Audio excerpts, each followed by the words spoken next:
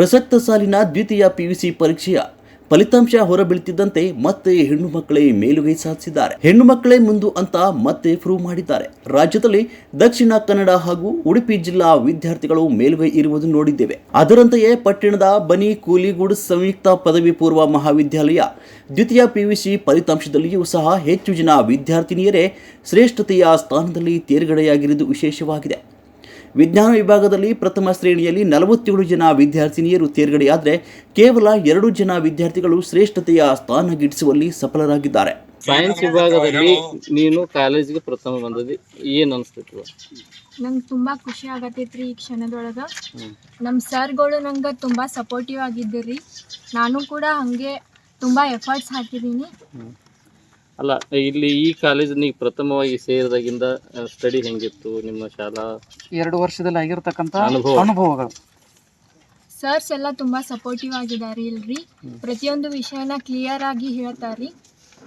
ಹಾಗೆ ನಾವು ಕೂಡ ಚೆನ್ನಾಗಿ ಅಭ್ಯಾಸ ಮಾಡಿದ್ರೆ ಚೆನ್ನಾಗಿರೋ ರ್ಯಾಂಕ್ ತೊಗೊಳ್ಬಹುದ್ರಿ. ಮುಂದಿನ ಗುರಿ? ನನ್ನ ಗುರಿ MBBS ಮಾಡಬೇಕಂತ. ಈಗಿನ ವಿದ್ಯಾರ್ಥಿನಿಯರಿಗೆ ಏನು ಹೇಳಕ್ಕೆ ಬಯಸ್ತೀವ? ಮೊಬೈಲ್ ಅದು ಇದೆ ಅಂತ ಡಿಸ್ಟ್ರಾಕ್ಟ್ ಆಗ್ಲಾರ್ದ ರೀ, ಕಾನ್ಸಂಟ್ರೇಷನ್ ಕೊಟ್ಟು ಸ್ಟಡಿ ಮಾಡಿದ್ರೆ ಯಾರು ಬೇಕಾದರೂ ಡಿಸ್ಟಿಂಕ್ಷನ್ ಮಾಡ್ಬೋದಂತ ಹೇಳಿ.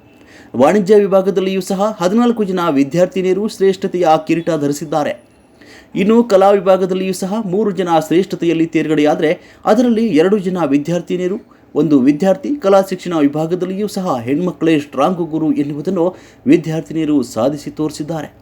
ಒಬ್ಬಳು ವಿದ್ಯಾರ್ಥಿನಿಯರು ಶ್ರೇಷ್ಠ ದರ್ಜೆಯಲ್ಲಿ ತೇರ್ಗಡೆಯಾದರೆ ವಿದ್ಯಾರ್ಥಿಗಳ ಸ್ಥಾನವೂ ಒಂದಾಗಿದೆ. ಹೀಗಾಗಿ ಈ ಬಾರಿಯೂ ನಮ್ಮ ಹೆಣ್ಮಕ್ಕಳೇ ಮೇಲುಗೈ ಅಂತ ತಿಳಿಯುತ್ತಿದೆ. ಒಟ್ಟು 282 ವಿದ್ಯಾರ್ಥಿಗಳು ಪರೀಕ್ಷೆಗೆ ಹಾಜರಾಗಿದ್ದು ಅದರಲ್ಲಿ 254 ಜನ ತೇರ್ಗಡೆ ಹೊಂದಿ ಒಟ್ಟು ಕಾಲೇಜಿನ ಫಲಿತಾಂಶ 90% ರಷ್ಟಾಗಿದೆ. ಇದರಲ್ಲಿ ಕುಮಾರಿ ಲಕ್ಷ್ಮಿ ಚೆನ್ನಪ್ಪ ಮದಿಹಳ್ಳಿ 584 ಅಂಕ ಪಡೆದು 97.33% ಫಲಿತಾಂಶ ಹೊಂದಿ ಕಾಲೇಜಿಗೆ ಪ್ರಥಮ ಹಾಗೂ ರಾಜ್ಯಕ್ಕೆ 3ನೇ ಸ್ಥಾನ ಪಡೆದರೆ, ಕುಮಾರಿ ತೇಜಸ್ವಿನಿ ಶಶಿಕಾಂತ್ ಪತ್ತಾರ್ 576 ಅಂಕ ಪಡೆದು ದ್ವಿತೀಯ ಸ್ಥಾನ, ಲಕ್ಷ್ಮಿ ಹನುಮಂತ ಸಪ್ತಸಾಗರ್ 558 ಅಂಕ ಪಡೆದು 93% ಫಲಿತಾಂಶ ಹೊಂದಿ 3ನೇ ಸ್ಥಾನ ಪಡೆದು, ಕುಮಾರಿ ಅಮೃತ ಭೀಮಪ್ಪ ಬಾಬಣ್ಣವರ್ 558 ಅಂಕ ಪಡೆದು 93% ಪ್ರತಿಶತ ಹೊಂದಿ 3ನೇ ಸ್ಥಾನ ಪಡೆದು ಕಾಲೇಜಿನ ಕೀರ್ತಿ ಹೆಚ್ಚಿಸಿದ್ದಾರೆ. ಜಿಲ್ಲೆಗೆ ತೃತೀಯ ಸ್ಥಾನ ಪಡ್ಕೊಂಡಿದ್ದೀರಿ. ನಿಮ್ಮ ಕಾಲೇಜ್ ಬಗ್ಗೆ, ಇಲ್ಲಿಯ ವಾತಾವರಣ ಬಗ್ಗೆ ಏನು ಹೇಳಕ್ಕೆ ಇಷ್ಟಪಡ್ತೀರಿ? ಖುಷಿ ಆಗತ್ತೈತ್ರಿ. ಇಲ್ಲೆಲ್ಲ ಸರ್ಗಳಾಗ್ಲಿ ಎಲ್ಲರೂ ಸಪೋರ್ಟಿವ್ ಅದಾರಿ. ಮತ್ತು ಎಲ್ಲ ಚಲೋ ಕಲಿಸ್ತಾರೆ. ಪ್ರಯತ್ನ ನಾವು ಕಲಿಯೋ ಮನಸ್ಸಿರ್ಬೇಕ್ರಿ, ಪ್ರಯತ್ನ ಇರಬೇಕು, ಎಲ್ಲಿದ್ದರೂ ಕಲಿತೈತೆ. ಗ್ರಾಮೀಣ ಭಾಗದಲ್ಲಿರ್ತಕ್ಕಂತಹ ಶೈಕ್ಷಣಿಕ ಸಂಸ್ಥೆಗಳ ಸಮಸ್ಯೆಗಳ ಹಲವಾರು. ಅದರ ಆಡಳಿತ ಮಂಡಳಿ ಉದಾರವಾಗಿರ್ತಕ್ಕಂಥ ನೀತಿಯಿಂದಾಗಿ ನಮ್ಮ ಕಾಲೇಜಿಗೆ ಬೇಕಾಗಿರ್ತಕ್ಕಂಥ ಎಲ್ಲ ಸೌಲಭ್ಯಗಳನ್ನು ಹಂತವಾಗಿ ಮಾಡ್ತಕ್ಕಂಥ ಕೆಲಸವನ್ನು ಆಡಳಿತ ಮಂಡಳಿಯವರು ಮಾಡ್ತಾ ಇದ್ದಾರೆ. ಅವರಿಗೆ ಮೊಟ್ಟ ಮೊದಲನೇದಾಗಿ ಹೃದಯಪೂರ್ವಕ ವಂದನೆಗಳನ್ನು ತಿಳಿಸ್ತಾ ಇದ್ದೀವಿ. ಇನ್ನು ಇಲ್ಲಿ ಬರ್ತಕ್ಕಂಥ ವಿದ್ಯಾರ್ಥಿಗಳು ಎಲ್ಲ ಬಡ ಮಕ್ಕಳು.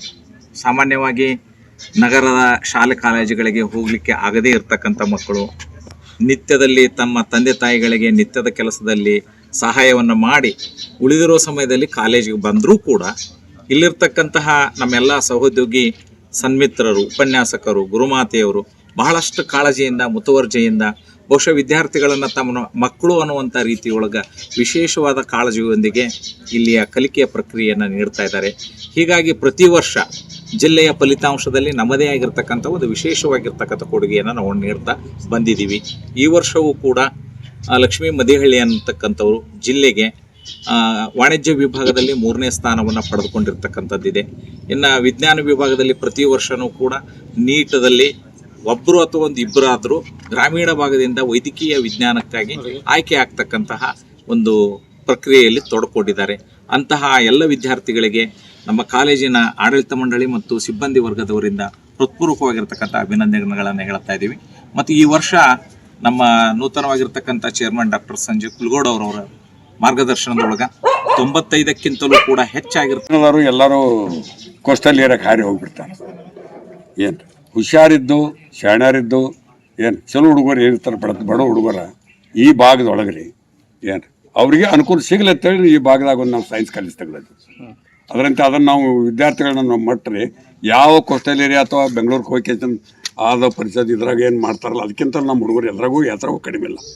ಈಗ ಇಲ್ಲಿ ನೋಡ್ತೀವಿ ಪ್ರತಿ ವರ್ಷ ನಮ್ಮ ಹುಡುಗರು 2, 3, 4, 5 MBBS ಹೋಗ್ತಾರೆ, ಇಂಜಿನಿಯರ್ ಹೋಗ್ತಾರೆ, ಬೇರೆ ಬೇರೆ ವಿಭಾಗಕ್ಕೆ ಹೋಗ್ತಾ ಇದ್ದಾರೆ.